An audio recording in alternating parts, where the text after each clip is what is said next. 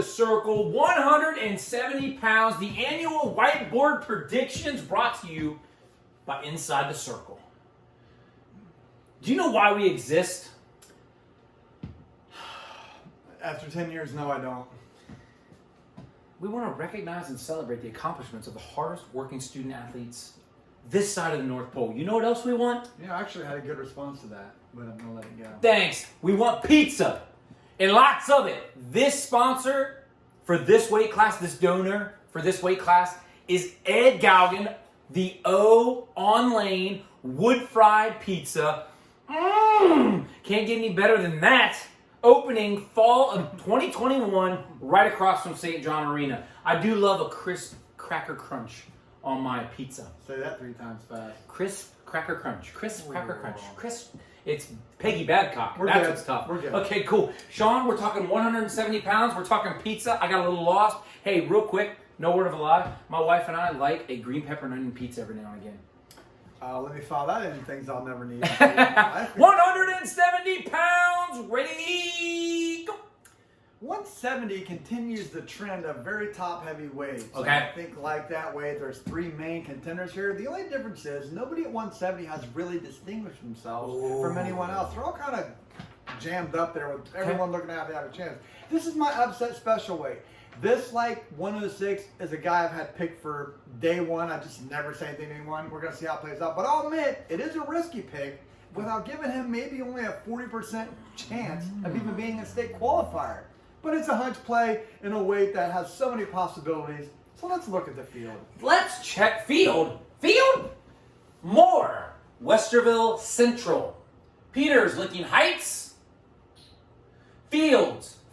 Thomas Worthington. Powers from Marysville. Svantner from Olentangy Orange. Stouffville, Westerville South. Thomas from Mount Vernon. Candido from Westerville North. Fitzpatrick from Olentangy Liberty. Johnson from Marion Harding. Cameron from Westerville. Watkins Memorial. Excuse me. Watkins Memorial. How do you not know that? Stop! Lynn from Big Walnut. Edwards from Delaware Hayes. Taphorn from Hilliard. Derby Hedges from Lancaster. And Lawrence from Hilliard Davidson. Sean, we have whittled the field from 16 down to 8. Let's talk quarterfinals. Go. And if you can't get this stuff fixed, we're going to have to replace you. That's true. Okay. Hey, you know what?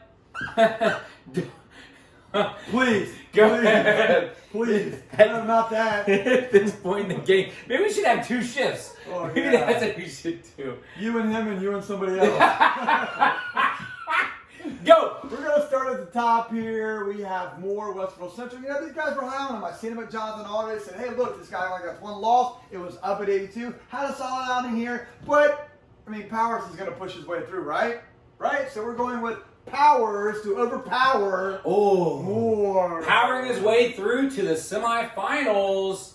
Powers, Marysville. What about Svantner? Candido. I thought Spanier had a good showing last week at the sectional tournament. Candido was a surprise semifinalist last year at Darby, got 4th in his sectional, and it just kind of really got hot there, grabbed some momentum, and became a state qualifier.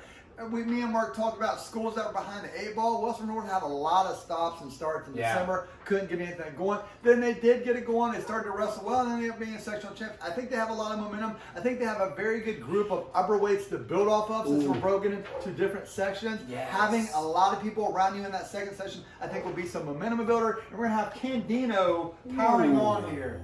Candido.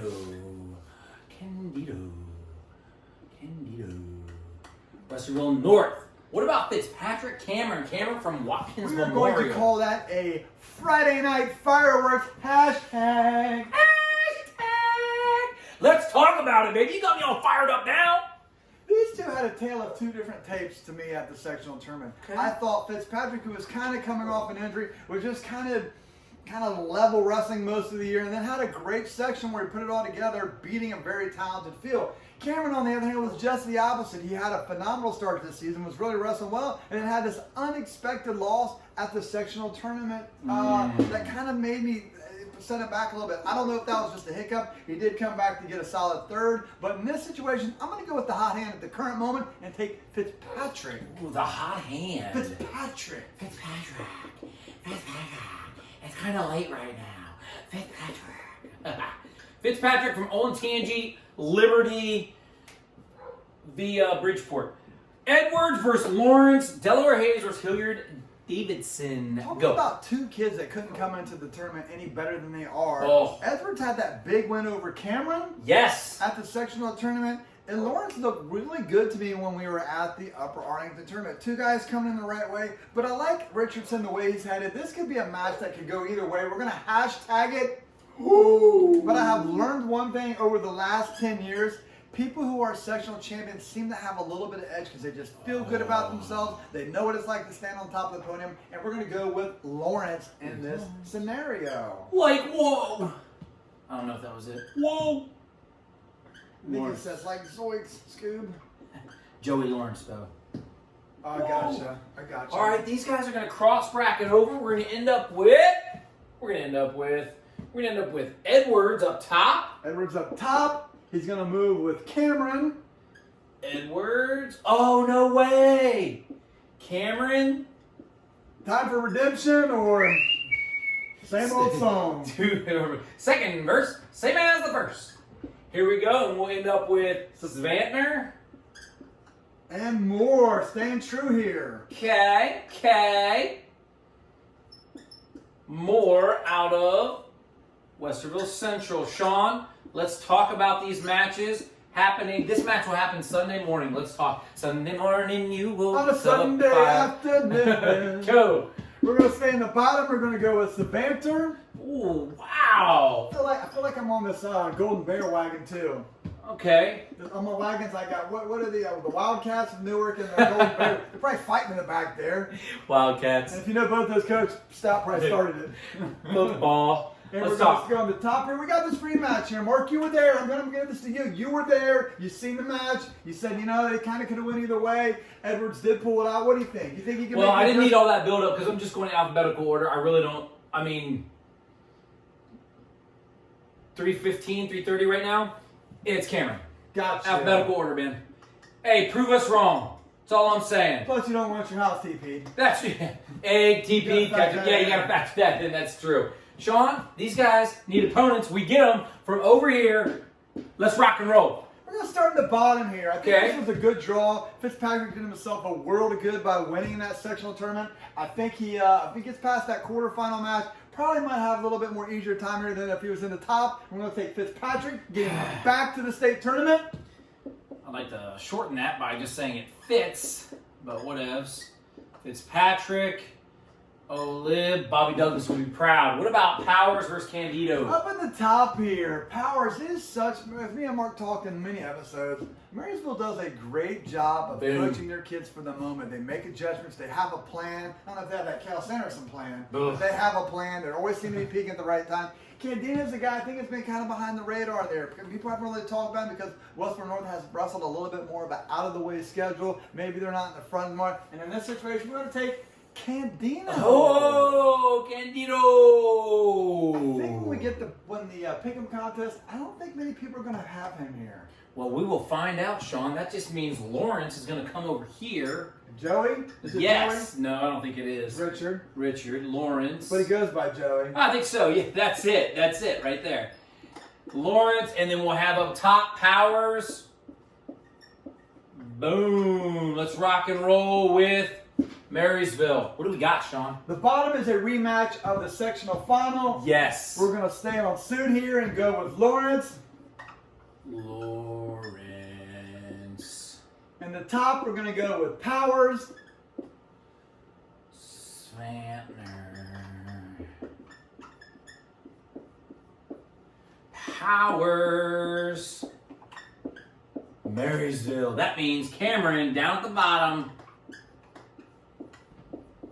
All right, Sean. Let's break them out. 5, 3, 1. We're going to go with Cameron in the fifth spot.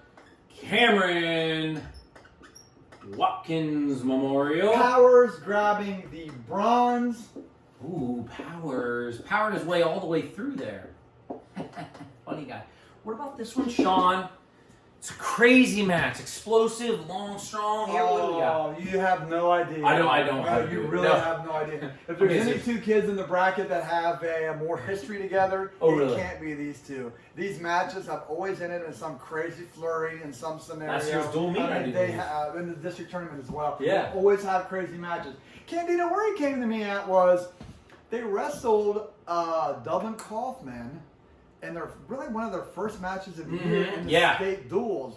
And Candino wrestled 82. One thing I always do, whenever I go to a tournament, a quad, dual, try, no more clocks tries, I always grab the weigh-in sheet. I want to see what these kids weigh because I think that tells a little bit more of the story than people realize. When I grab the sheet, I see that Candino weighed in at 172, but wrestled 182 against Broski. Pretty competitive. Yes. Coming off the bench with them not having a thing. And I jotted it down as I knew that David Grant was putting him in the correct position to be challenged and learn from the match when he pushed. I knew in my mind, him weighing that, they were going to move him down to 70. Grant does a great job of placing them at their certain weights. Yeah. We talked about that last year, how they had 3 varsity teams competing on one Yes. weekend. And when he pulls them together and puts them in the right spot, they usually have success. So it was my upset special of the Derby tournaments and a crazy finish because these matches are always crazy. I'm gonna take Nico Candino as my long shot pick of the Derby tournaments. Nico Candido. I don't think I would call him a long shot, but I think I'd call him a surprise pick. Sean, there are no upsets at the Derby District.